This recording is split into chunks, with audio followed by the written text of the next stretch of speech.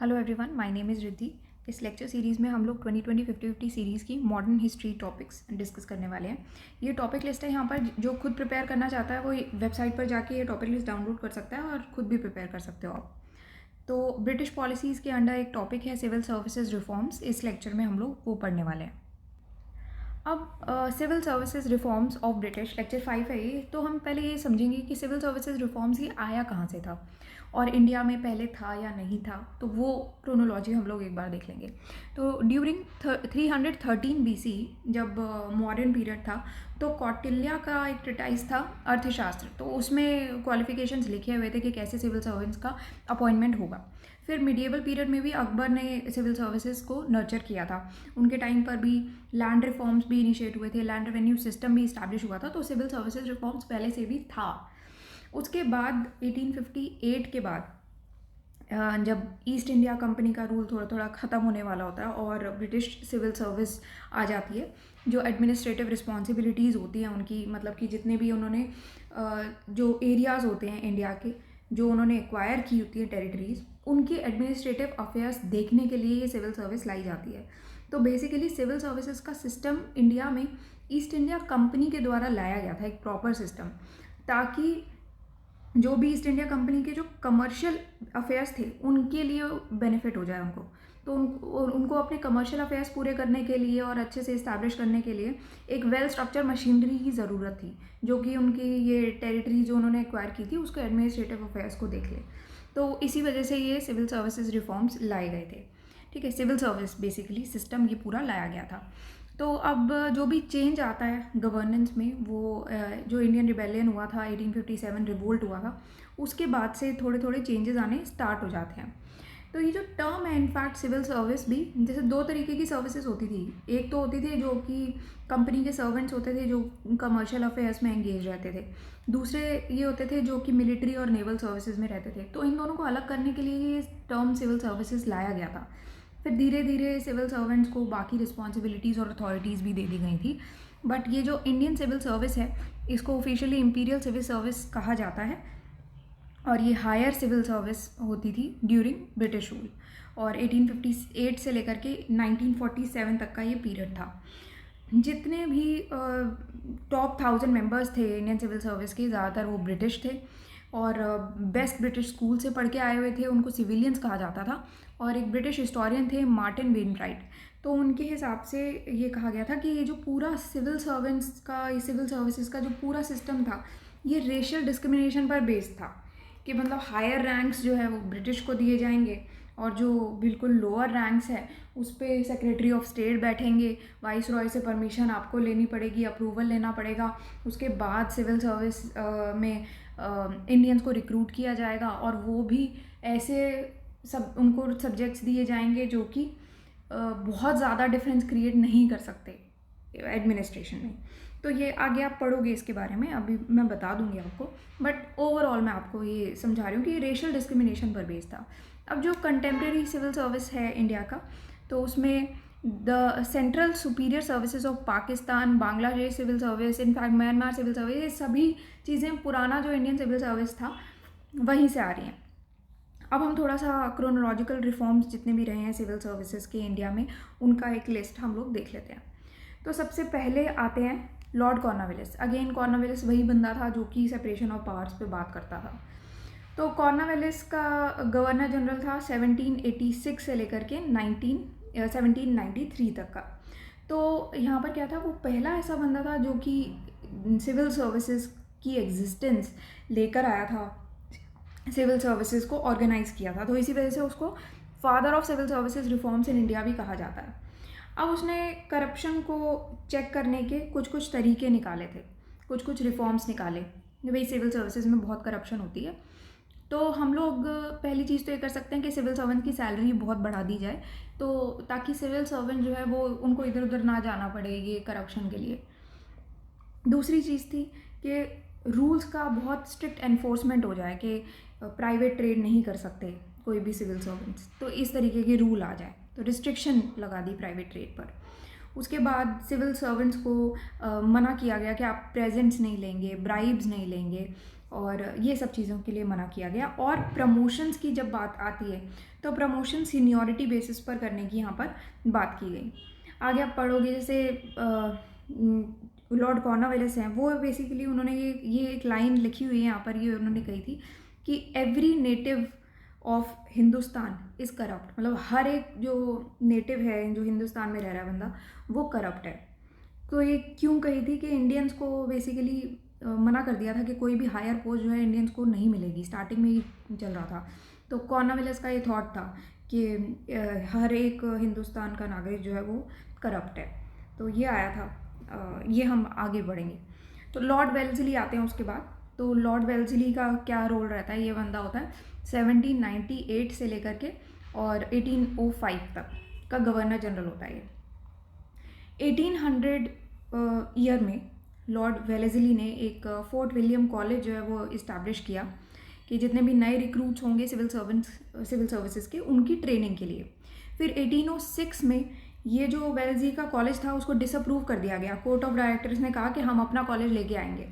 तो उन्होंने कहा कि ईस्ट इंडिया कॉलेज जो है वो हेलीबरी में, इंग्लैंड में ये सेटअप किया जाएगा, जिसमें 2 साल की ट्रेनिंग दी जाएगी नए रिक्रूट्स को। ठीक है, तो कोर्ट ऑफ डायरेक्टर्स ने इसीलिए अपना ये कॉलेज बना दिया और ये जो वेलेस्ली बंदा था इसका कॉलेज डिसअप्रूव कर दिया। और इसका कॉलेज कौन सा था? Fort William college. अब इसके बाद आता है चार्टर एक्ट ऑफ 1853। तो चार्टर एक्ट ऑफ 1853 के आने तक जो डायरेक्टर थे ईस्ट इंडिया कंपनी के, उन्होंने जो कॉवेनेंटेड सिविल सर्वेंट्स थे, नॉमिनेशंस के द्वारा उनका अपॉइंटमेंट किया था। और 1853 का एक्ट जब आया था तो उसने कंपनी का पेट्रोनेज यहाँ पर ख़त्म कर दिया था। तो जब बेसिकली जो कंपनी के पास था ना कि हम ही रिक्रूट करेंगे, ये सब ख़त्म करके एक ओपन कंपटीशन का ये लोग सिस्टम ले आए थे कि अब जितनी भी रिक्रूटमेंट होगी 1853 चार्टर एक्ट के बाद वो सारा ओपन कंपटीशन के थ्रू होगा। अब इंडियंस को फिर भी मना किया गया कि इंडियंस इसमें हायर पोस्ट पे नहीं जा सकते। अब एक ओपन कंपटीशन का सिस्टम हुआ, पर ये चीज़ कभी भी क्राउन रूल जो आया था 1858 के बाद, 1858 के बाद इसलिए क्योंकि 1857 रिवोल्ट हुआ था, उसके बाद क्राउन रूल आ गया था। तो उससे पहले ये चीज़ कभी रियलाइज़ नहीं हुई, बट उसके बाद में ये चीज़ रियलाइज़ होने लगी क्योंकि रिवोल्ट ही हो गया फिर तो इसलिए उनको लगा कि इनकी मांगे तो कुछ पूरी करनी पड़ेंगी, वरना ये दोबारा रिवोल्ट कर देंगे। तो कुछ तो उनको, हमें इंडियंस को देने के लिए इन लोगों ने ये कारनामे किए थे। अब एग्ज़ामिनेशन सर्विस जो है सबसे पहले लंदन में हुई थी। जितने भी कैंडिडेट्स थे उनको एक compulsory horse riding test pass करना था, बट उसके बावजूद भी जो टॉप पोस्ट थी वो कभी भी इंडियंस के लिए ओपन थी ही नहीं। उनकी कैपेबिलिटीज़ और ट्रस्टवर्दीनेस को भी डाउट किया गया कि भैया इन लोगों पे तो विश्वास ही नहीं किया जा सकता। इनफैक्ट जब चार्टर एक्ट ऑफ 1793 आया था, उन्होंने जितनी भी इम्पॉर्टेंट पोस्ट थी जिसमें 500 पाउंड्स मिलते थे पर एनम, वो सारे के सारे उन्होंने कॉवेनेंटेड सर्वेंट्स ऑफ द कंपनी के लिए रख ली थी। अब इंडियंस के लिए क्यों इंडियंस को हटाया गया, एक्सक्लूड कर दिया गया, उसके यही सब रीजंस थे कि उनको उनकी कैपेबिलिटीज़ पर शक किया जाता है। इंडियंस तो इस लायक ही नहीं है। उनको लगता था कि इंडियंस इनकेपेबल है, इनके ऊपर विश्वास भी नहीं किया जा सकता, और ब्रिटिश इंटरेस्ट के लिए भी इनसेंसिटिव हैं ये लोग, हमारे इंटरेस्ट के बारे में सोचेंगे ही नहीं, ये लोग ये कहते थे। भाई क्यों सोचेंगे, तुम लोग आ गए हो ना यहाँ पर। तो फिर एक ये भी बिलीव था कि सिर्फ इंग्लिश ही इस्टेब्लिश कर सकते हैं एडमिनिस्ट्रेटिव सर्विसेज जो कि ब्रिटिश इंटरेस्ट को सर्व करें। मतलब इनको लगता था कि इंडियंस कुछ कर ही नहीं सकते। फिर ये भी था कि बहुत हाई कंपटीशन था, यूरोपियंस में खुद ही इतनी, मतलब ये बहुत अच्छी पोस्ट थी, सिविल सर्विसेज की लुक्रेटिव पोस्ट थी, तो उस अभी यूरोपियंस में ही इतना ज़्यादा कंपटीशन है इन पोस्ट के लिए, तो हम इंडियंस को क्यों ऑफ़र करें ये सब। तो ये कुछ रीजंस थे जिसकी वजह से यहाँ पर इंडियंस को बड़ी पोस्ट जो है वो ऑफ़र नहीं की गई और इंडियंस को एक्सक्लूड करके रखा गया। ऑल्दो ये जो चार्टर एक्ट आया था 1833 का, उसने इंडियंस के लिए ये सर्विसेज ओपन रखी थी, बट जितने भी रेलेवेंट प्रोविजंस थे वो कभी भी इम्प्लीमेंट हुए ही नहीं। ठीक है, तो यहाँ पर ये चीज़ बोली गई थी। एंड मैकॉले कमेटी उसके बाद आई थी 1854 में, और पहला एग्ज़ाम हुआ था फिर 1855 में। नेक्स्ट आता है गवर्नमेंट ऑफ इंडिया एक्ट 1858। इसका भी थोड़ा सा देख लेते हैं कि सिविल सर्वेंट्स जो हैं वो section 32 of the act of 1858 यहाँ पर अपॉइंट किए जाते हैं। फिर ICS जो है उसको secretary of state for India के द्वारा हेड किया जाता है, और ये जो कि मेंबर है ब्रिटिश कैबिनेट का। अब आता है ICS एक्ट 1861, मतलब इंडियन सिविल सर्विस एक्ट 1861। ये एक्ट कुछ ऑफिसेज थे कॉवेनेंट सिविल सर्वेंट्स के लिए, उनको ये एक्ट रिजर्व कर लेती है कुछ ऑफिसेज। कॉवेनेंट सिविल सर्विसेज क्या होती हैं, जैसे काफ़ी बार ये शब्द आ रहा है, बहुत सारे कॉवेनेंट सिविल सर्विसेज जो हैं वो यूरोपियंस के लिए रिजर्व थे इसमें, इस एक्ट के थ्रू। कॉवेनेंट सिविल सर्विसेज और दो तरीके की यहाँ पर बात की, कॉवेनेंट और अनकॉवेनेंट। कॉवेनेंट वो होती थी जिसमें ब्रिटिशर्स को बेसिकली जो हायर पोस्ट्स अलॉट कर दी जाती थी, वो होती थी covenant civil services. Uncovenant civil services क्या होती थी, जो कि जितने भी लोअर रंग के जितने भी ऑफिसर्स थे जो इंडियंस के लिए ये ओपन हुई थी कि इंडियंस अगर सिविल सर्विसेज में आना चाहते हैं तो बिल्कुल लोअर पोस्ट जितनी भी होती थी वो इंडियन सिविल सर्वेंट्स को दी जाती थी, वो अनकॉवेनेंटेड सर्विसेज थी। कॉवेनेंटेड हायर पोस्ट जो कि सिर्फ ब्रिटिशर्स के लिए ओपन थी, इंडियंस के लिए ओपन नहीं थी। ठीक है, तो अब बहुत सारे ऐसे रीजंस थे जिसकी वजह से इंडियंस के लिए बहुत मुश्किल हो गया था इंडियन सिविल सर्विस क्लियर करना। क्यों? ये इसके बहुत 2-3 रीज़न थे। जैसे सबसे पहला रीज़न ये था कि सबसे पहले तो एग्ज़ाम ही इंग्लैंड में हो रहा था और इंग्लिश लैंग्वेज में हो रहा था, और जो कि क्लासिकल लर्निंग ऑफ ग्रीक और लैटिन पर बेस्ड थी। तो ये भी बहुत मुश्किल था कि भैया पहले तो इंग्लिश आनी बहुत ज़रूरी है, फिर उसके बाद से तुम लोग ग्रीक और लैटिन आने के लिए भी बात कर रहे हो, या ये दोनों लैंग्वेजेस भी पढ़ो। तो पहले हमें इंग्लिश में प्रॉब्लम हो रही, फिर ग्रीक और लैटिन भी पढ़ा रहे हैं। एक तो ये एक बहुत बड़ा रीज़न था। उसके बाद जो मैक्सिमम परमिसिबल एज जो थी जो कि 23 वहाँ पर लिखी गई थी, 23 थी 1859 में, उसके बाद 22 साल कर दी गई थी 1860 में, फिर 21 साल कर दी गई 1866 में, और फिर 19 साल कर दी गई थी 1878 में, कि मतलब कि मैक्सिमम एज जिस तक आप क्वालिफाई कर सकते हो वो चीज़। अब 1863 में ये बहुत बड़ी बात थी उस टाइम के लिए, मतलब बहुत ज़्यादा बड़ी बात, क्योंकि आप देखोगे किस तरीके से कितना मुश्किल था इंडियंस के लिए कि एक तो इंग्लैंड में एग्ज़ाम हो रहे हैं, इंग्लिश भी आनी चाहिए, ग्रीक लैटिन भी आनी चाहिए, एज भी इतनी कम है। उसके बावजूद भी सत्येंद्रनाथ टैगोर फर्स्ट इंडियन थे जिन्होंने ये एग्ज़ाम को क्वालिफाई किया था 1863 में। तो ये बहुत बड़ी बात थी उस टाइम के लिए। अब लॉर्ड लिटन का टाइम आता है 1878 को। ये बंदा बिल्कुल भी अच्छा नहीं था, इस टाइप से आप समझोगे चीज़ें, क्योंकि लॉर्ड रिपन आए थे पहले, उन्होंने कुछ अच्छे रिफॉर्म्स करने की स्टार्ट की थी, लॉर्ड लिटन आ गए, उन्होंने बकवास कर दी। ठीक है, तो यहाँ पर क्या क्या चीज़ें होती है, स्टैट्यूटरी सिविल सर्विस आता है। स्टैट्यूटरी सिविल सर्विस ये टाइम होता है 1878 से लेकर के 1879 का लिटन का टाइम होता है ये। तो ये स्टैट्यूटरी सिविल सर्विसेज प्लान जो है लिटन के द्वारा ही इंट्रोड्यूस किया जाता है, जिसमें 1/6 इंडियन जो है उनको कॉवेनेंटेड पोस्ट पर रिक्रूट करने की बात की गई कि लोकल गवर्नमेंट जो है वो नॉमिनेट करेंगी और 1/6 इंडियंस को हम कॉवेनेंटेड पोस्ट पर रिक्रूट करेंगे। बट जितने भी मेंबर्स हैं सर्विसेज के, उनका स्टेटस बहुत ही लोअर था, सैलरी भी बहुत कम थी, और ये क्रिटिसिज्म का एक मुद्दा भी बन गया था उस टाइम पर। अब यहाँ पर हुआ था कि अगर लोकल गवर्नमेंट्स भी नॉमिनेट कर रही हैं, इसमें भी एक दो चीज़ें जैसे थी कि जितने भी ये जो सर्विसेज की बात की गई है कि 1/6 कॉवेनेंट पोस्ट हम दे देंगे इंडियंस को, तो ये भी उन इंडियंस को दी जाने की बात कर रहे थे जो कि बहुत हाई फैमिलीज से बिलोंग करते हैं, और उसको भी फिर लोकल गवर्नमेंट नॉमिनेट करेंगी। उसके बाद ये जाता यहाँ पर सेक्रेटरी ऑफ स्टेट के पास, लोकल गवर्नमेंट ने नॉमिनेट किया, फिर ये जाएगा सेक्रेटरी ऑफ स्टेट के पास कि वो अप्रूव करेंगी, फिर जाएगा वाइस रॉय के पास, वाइस रॉय अप्रूव करेंगे। तो ये पूरा सिस्टम चला था। तो ये सिस्टम ओवरऑल ऑल ये बहुत लंबा सिस्टम है ऑलरेडी, तो ये सिस्टम फेल हो गया था और अबॉलिश भी कर दिया गया था, तो ये बकवास सिस्टम। उसके बाद आया था आपका कांग्रेस की डिमांड आई थी, क्योंकि इंडियन नेशनल कांग्रेस के बाद सेटअप हो गई थी 1885 में, तो कांग्रेस की डिमांड आनी स्टार्ट हुई थी और एचसन कमेटी आई थी। तो एचसन कमेटी आई थी 1886 की ऑन सिविल सर्विसेज। उन्होंने ये डिमांड की थी कि ये पूरा सिस्टम जो है अबॉलिश कर दिया जाए, और 1887 से लेकर के 1888 तक ये अबॉलिश भी हो गया था। अब इंडियन नेशनल कांग्रेस का टाइम आता है 1884-85 में, ये डिमांड करती हैं। उन्होंने थोड़ी सी अपनी डिमांड ये रखी थी कि सबसे पहले तो रिक्रूटमेंट का जो एज है उसको कम करने की बात की गई थी कि एज लिमिट जो है वो आप कम करो, कि बहुत ज़्यादा एज लिमिट आपने वो लगा रखी है। उसके बाद एग्ज़ामिनेशंस को इन्होंने कहा था कि आप ब्रिटेन में ले रहे हो, आप इंडिया में भी एग्ज़ामिनेशन लो।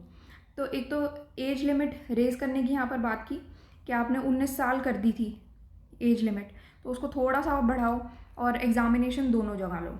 फिर आती है एचएसएन कमेटी 1886 की। एचएसएन कमेटी बात ही पब्लिक सर्विसेज के लिए करती है और ये डफरिन के द्वारा सेटअप की जाती है।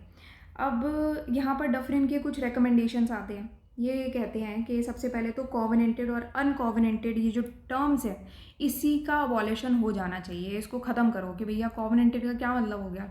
अब ये यहाँ पर ब्रिटिश आ गए, यहाँ पर आप लोअर रंग के जो इंडियंस हैं उनको जो लोअर पोस्ट हैं वो यहाँ पर बात कर रहे हो आप। तो ये सबसे पहले तो कॉवेनेंटेड अनकॉवेनेंटेड वाला जो ये सिस्टम है ना आपका, ये पहले आप बंद करो। दूसरी चीज़ यहाँ पर बात की गई थी कि सिविल सर्विसेज का क्लासिफिकेशन करना चाहिए। कैसे कि 3 तरीके के सिविल सर्विसेज के लिए रिकमेंड किया।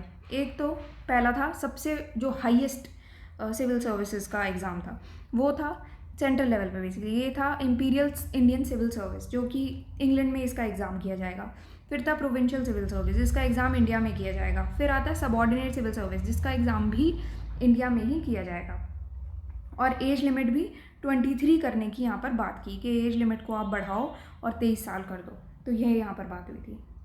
फिर 1893 में हाउस ऑफ कॉमन्स के द्वारा एक रेजोल्यूशन पास किया गया जिसमें ये कहा कि दोनों साइमल्टेनियस एग्ज़ाम आप कर सकते हो इंडिया में भी इंग्लैंड में भी, तो ये चीज़ कर जानी चाहिए। तो ये रेजोल्यूशन पास हुआ था, बट ये रेजोल्यूशन पास होने के बाद कभी इम्प्लीमेंट नहीं हो पाया, तो ये एक ड्रॉबैक आ गया था। उसके बाद किम्बरले जो कि उस टाइम पर सेक्रेटरी ऑफ स्टेट थे, उन्होंने कहा था कि ये बहुत ही ऑब्वियस हो जाता है और हमेशा के लिए ये चीज़ रहेगी कि जितने भी मेंबर्स हैं सिविल सर्विसेज के, ज़्यादातर जितने भी मेंबर्स हैं वो हमेशा यूरोपियन रहने वाले हैं, तो ये तो हमेशा ही रहने वाला है।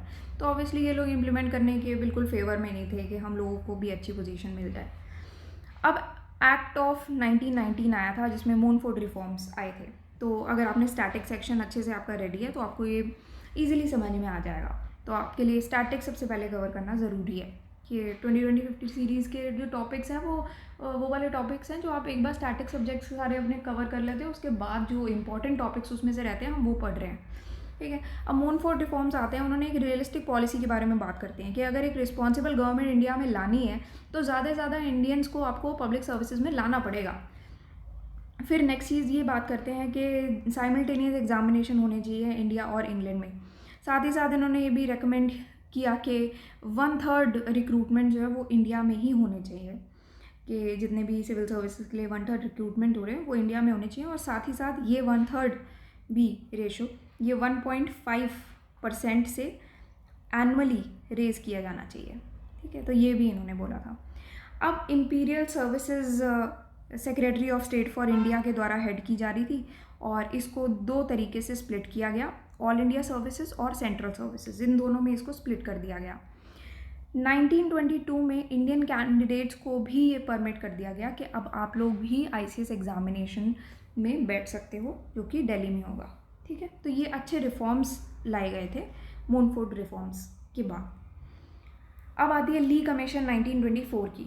ली कमीशन क्या कुछ चीज़ें रेकमेंड करती है। सबसे पहले तो सेक्रेटरी ऑफ स्टेट जो है वो ICS को रिक्रूट करती रहेगी, साथ ही साथ जो इरिगेशन ब्रांच है सिविल सर्विस ऑफ इंजीनियर्स की उनको भी, और साथ में इंडियन फॉरेस्ट सर्विस में भी।